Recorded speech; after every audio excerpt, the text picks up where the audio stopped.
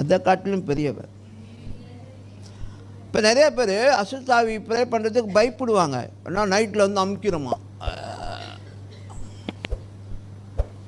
அப்புறம் வியாதி ப்ரே பண்ணால் அந்த வியாதி எண்ணெய் வந்து தாக்கிறோம். அப்படிலாம் இல்லை, அதெல்லாம் பொய். அது அது அந்த அந்த வஞ்சகத்தின் ஆவி உங்களை அந்த செயலுக்குள்ளே வராதபடிக்கு உங்களை என்ன செய்யுது, பயமுறுத்துக்குது, உங்களுக்கு ஒரு அச்சத்தை ஏற்படுத்துது. புரியுதா?